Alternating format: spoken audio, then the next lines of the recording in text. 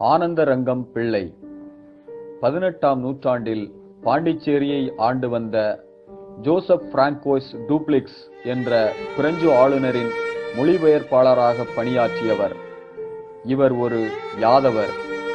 இவர் 1709ஆம் வருடம் மார்ச் 30ஆம் தேதி சென்னையில் உள்ள பெரம்பூரில் பிறந்தார். 3 வயதில் தனது தாயை இழந்தார். தந்தை திருவேங்கடம் அவரது மைத்துனர் நைனியப்பரின் வேண்டுகோளுக்கிணங்க புதுவையில் குடியேறினார். அங்கு அரசு பணியில் உதவியாளராக சேர்ந்து நாளடைவில் திவானாக பதவி உயர்வு பெற்றார். ஆனந்தரங்கம் தொடக்கத்தில் எம்பார் என்பவரிடம் கல்வி பயின்றார்.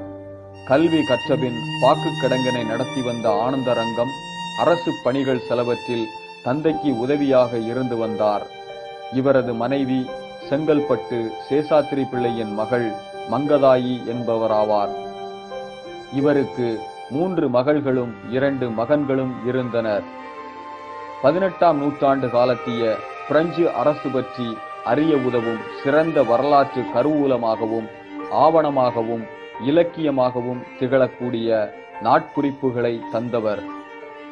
1736 முதல் 1761 வரை ஏறத்தாழ 25 ஆண்டுகள் நாட்குறிப்பு எழுதியுள்ளார். உலக நாட்குறிப்பு இயக்கத்தின் முன்னோடியான புகழ்பெற்ற ஆங்கில நாட்குறிப்பாளர் சாமுவேல் பெப்பிசு என்பவரை போன்று தமிழில் நாட்குறிப்பு எழுதியமையால் இவர் இந்தியாவின் பெப்பிசு எனவும் நாட்குறிப்பு வேந்தர் எனவும் போற்றப்படுகிறார்.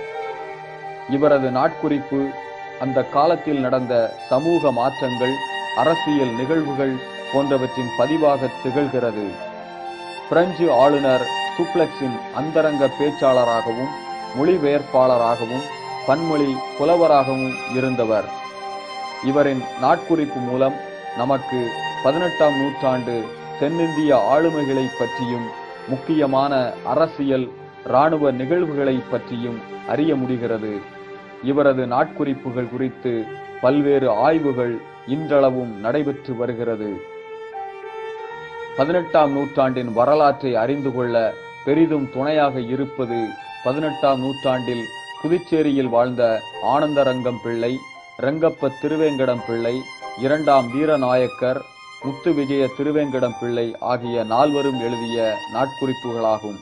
மேற்கூறிய 4வர் மட்டுமின்றி 18ஆம் நூற்றாண்டின் தொடக்கத்தில் ஆனந்தரங்கம் பிள்ளையின் மாமா நைனியப்ப பிள்ளையின் மகனான குருவப்ப பிள்ளை என்பவரும் ஆனந்தரங்க பிள்ளையின் தம்பியுமான திருவேங்கடம் பிள்ளை என்பவரும் நாட்குறிப்பு எழுதியுள்ளனர்.